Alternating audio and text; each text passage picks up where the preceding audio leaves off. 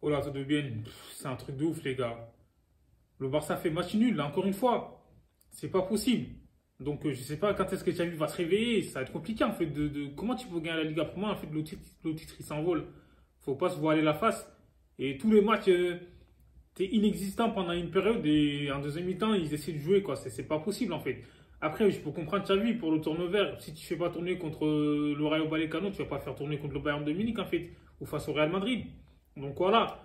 Ce soir, encore une fois, le Barça, je suis méconnaissable. En première mi-temps, le Rayo Vallecano, franchement, ils méritent de marquer. Donc, du coup, ils ont mis plus d'intensité que le Barça. Ils avaient mis plus d'envie que le Barça. Et on sait très bien que ces équipes-là, là, comme je l'ai dit, face au Barça ou au Real, ils vont faire le bloc bas. Ils essaient de procéder en contre et tout. Donc, même si là, c'était sur un coup de pied arrêté, bref, il y a un peu de café dans la surface d'apparition. Après, ils ont marqué.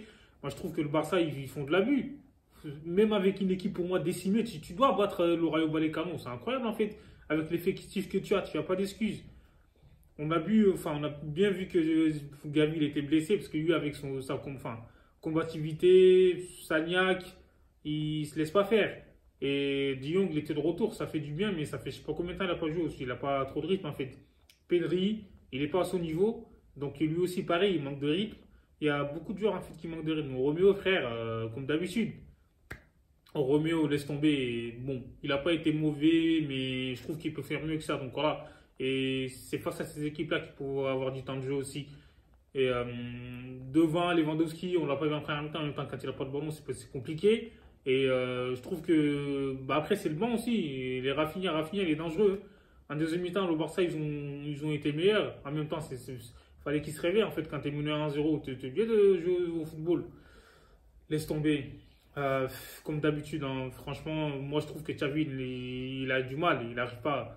On sait que c'était un joueur exceptionnel, hein, Xavi, c'est incroyable. En fait, il avait un temps exceptionnel, comme je l'ai dit. C'était le maître à jouer du Barça. Mais en tant que coach et tout, pour l'instant, il a du mal. Hein, il a du mal à imposer sa patte. Et là, avec les changements, João Félix, on sait très bien qu'il est meilleur que Ferran Torres. Ferran Torres laisse tomber, il était catastrophique. Enfin, sur ce match, moi je trouve qu'il était nul. Donc voilà quoi, quand João Félix est rentré, il y avait un plus. Enfin, on a bien vu que les offensifs du Barça étaient mieux gérés. Donc Balde aussi, enfin, il s'est réveillé un peu. C'est lui qui a fait la passe D. Enfin, la passe D. Après, c'est Jérémy qui a marqué contre son camp, le jeune, je veux dire. Et là, franchement, Rafinha, il est rentré, il a apporté. On sait que lui, avec sa qualité de frappe, il peut faire la différence à tout moment. Donc voilà, quand il a mis le poteau, c'est dommage, il aurait pu marquer. Lamine Yamal, il a essayé, mais il est trop jeune, les gars, il a 16 ans. On va pas laisser voilà, la clé du Barça sur Lamine Yamal, les gars, c'est un truc de ouf. Il a 16 ans, même si des fois il perd des ballons bêtement, mais bon, après voilà, quoi, il apprend aussi. Mais il a essayé, il a eu le mérite d'essayer. Et voilà, comme je l'ai dit, Rafinha, franchement, il fait une belle rentrée. Et Gundogan aussi, on l'a bien vu quand il a fait les changements. Fermin Lopez aussi, parce que lui, il a tendance à jeter tout le temps vers l'avant. Donc voilà, il fallait le mettre dès le début, moi je trouve, voilà, à la place de Roméo. Mais c'est Xavi, il a fait les choix. Et au final, le Barça, ils ont essayé de pousser, c'était trop tard. Comme je l'ai dit, il fallait plier le match dès le début. En plus, là, devant, ça va trop vite. Si Girona, ils gagnent, ils vont avoir 6 points d'avance. Le Real Madrid, 4 points, les gars, c'est trop loin. T'as 2 matchs de plus que l'Atlético. Ils sont à 2 points, enfin à 1 point. C'est n'importe quoi. En gros, si l'Atlético ils gagnent, ils vont revenir autour du Barça avec un match à moins.